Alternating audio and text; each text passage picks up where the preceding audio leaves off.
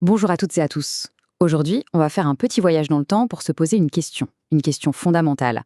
Comment notre façon d'enseigner et d'apprendre a-t-elle évolué au fil du temps? On va plonger ensemble au cœur de la salle de classe pour voir comment tout ça a changé. En fait, tout part de cette interrogation, une question que tout le monde s'est déjà posée. C'est vraiment le point de départ de toute l'histoire de l'éducation, la question qui a fait phosphorer des générations entières d'enseignants et de pédagogues. Et les réponses, ou en tout cas les tentatives de réponse à cette grande question, c'est ce qu'on appelle les approches pédagogiques. Pour faire simple, on peut les voir comme des sortes de recettes de cuisine, différentes stratégies pour organiser et guider la transmission du savoir. Alors voilà ce qui nous attend. On va commencer par les fondations, les méthodes traditionnelles, puis on verra le grand virage qui a mis l'élève au centre de tout. Ensuite, on explorera les approches pensées pour tous, celles qui visent à nous rendre plus autonomes. Et à la fin, bien sûr, on essaiera de répondre à cette fameuse question. Allez, on commence par le commencement, les toutes premières approches, celles qui ont vraiment posé les bases de l'école qu'on connaît. À l'époque, l'idée était plutôt simple. Tout tournait autour de l'enseignant et du savoir qu'il détenait. Et là, on a en gros deux grandes philosophies. D'un côté, ce qu'on appelle la pédagogie du contenu.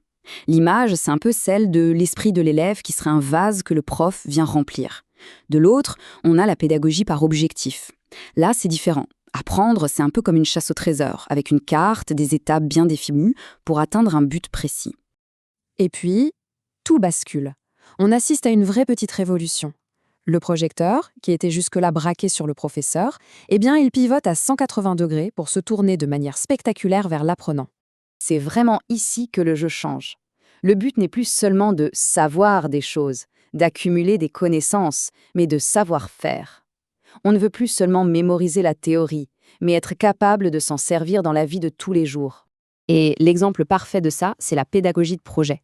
Là, l'élève ne reste plus assis à écouter passivement, non, il met les mains dans le cambouis.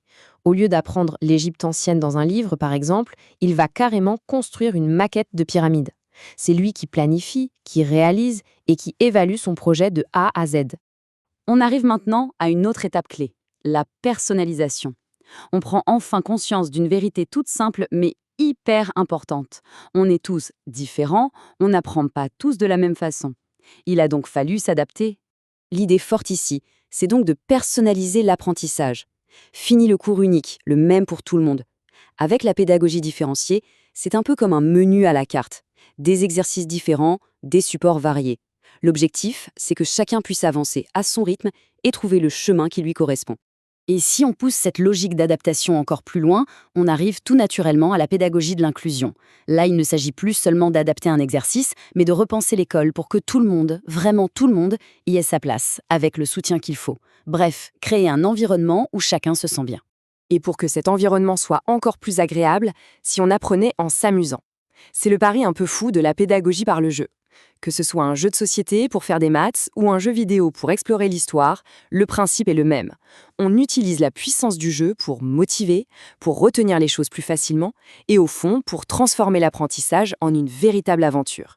On aborde maintenant des approches qui sont, on peut le dire, taillées pour le monde d'aujourd'hui. L'objectif a encore évolué. Il faut savoir résoudre des problèmes, travailler en équipe, être autonome, toutes ces compétences qui sont devenues cruciales au XXIe siècle. Avec la pédagogie de la résolution de problèmes, on inverse complètement la vapeur. L'apprenant n'est plus un consommateur d'infos. Il devient un créateur.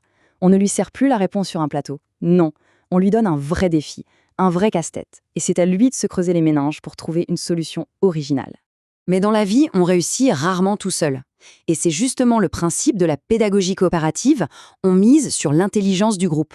En travaillant sur des projets communs, en petites équipes, on apprend à s'écouter, à débattre, à construire quelque chose ensemble. Et ça, c'est une compétence au moins aussi importante que le savoir lui-même. Et là, on pousse le curseur de l'autonomie au maximum. Avec la pédagogie du contrat, l'élève n'est plus un simple passager de son éducation. Il en devient le copilote. Il passe une sorte d'accord avec son prof sur ses propres objectifs, ses méthodes. Il s'approprie complètement son parcours pour devenir le principal acteur de sa réussite. Bon, on a fait tout ce tour d'horizon, on a vu des approches très différentes, des plus anciennes aux plus récentes. Du coup, la question qui brûle les lèvres, c'est, au final, c'est laquelle la meilleure ? Eh bien, la réponse, c'est qu'il n'y a pas de réponse unique. En fait, la meilleure méthode, ça n'existe pas. C'est un peu comme une énorme boîte à outils. Le talent d'un enseignant, c'est de savoir piocher le bon outil au bon moment pour les bonnes personnes et pour le bon objectif. Tout est une question de contexte. Et tout ça, ça nous amène à une dernière question, une question grande ouverte sur l'avenir. Avec l'intelligence artificielle, l'apprentissage en ligne, les grands défis qui nous attendent, à quoi va bien pouvoir ressembler l'école de demain? Quelle sera la prochaine étape de cette incroyable histoire? Le débat, lui, est loin d'être terminé.